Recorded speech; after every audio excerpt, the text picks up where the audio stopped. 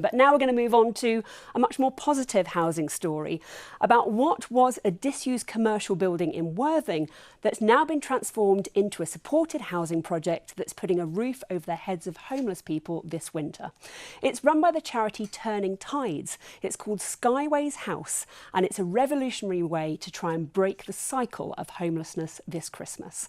Marcella Whittingdale went to have a look.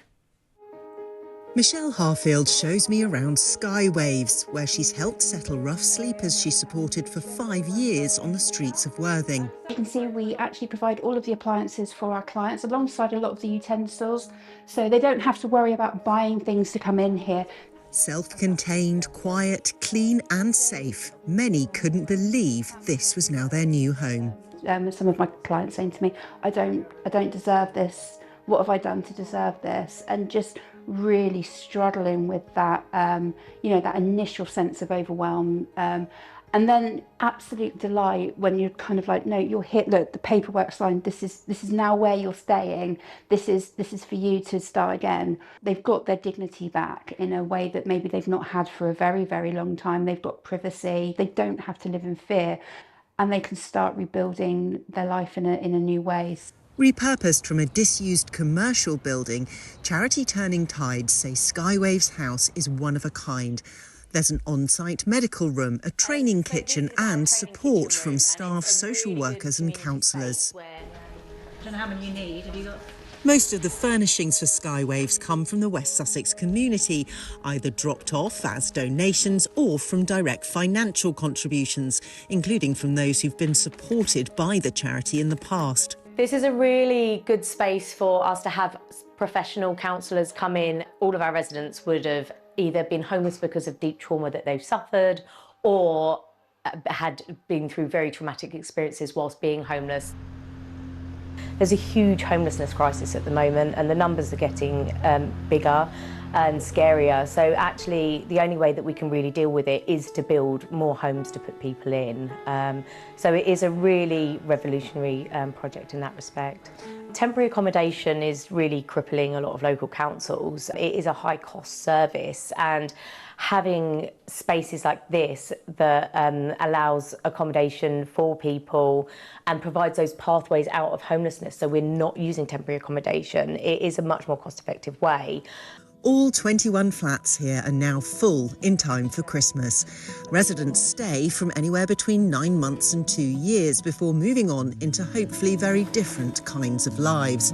The charities say when you're focused on survival, it's impossible to look to the future. And it's support like this that really gives people the chance to leave homelessness behind. Inspiring stuff in West Sussex. George, rough sleeping has more than doubled since 2010 when the Conservatives came to power. How is it in 2025 we find ourselves with so many people unable to have a roof over their heads? So there is a situation where, interestingly, that almost mirrors what we were talking about just earlier about the housing crisis, where we are seeing a situation where the right houses aren't being built in the right places. So I would argue that the work that the charity is doing here is incredible, and I think they should be incredibly proud of what they're doing, and I hope that the charity is able to expand what they're doing across the county and even across the UK, actually, because that kind of work takes not just the pressure off, but gives the devices and the needs for those that are homeless to be able to progress on. Now, I recognise that under the previous Conservative government, maybe there wasn't enough done to ensure that homeless people were given the support that they needed, because it's one thing offering a homeless person a home, it's another thing actually giving them the path to be able to recover and work out that they can trust in themselves again, trust in their abilities, and then live a proper life under a roof. And as they say, it is an expensive and resource intensive way of doing things. Peter, we're going to see a homelessness strategy published shortly. Is it going to contain some of this?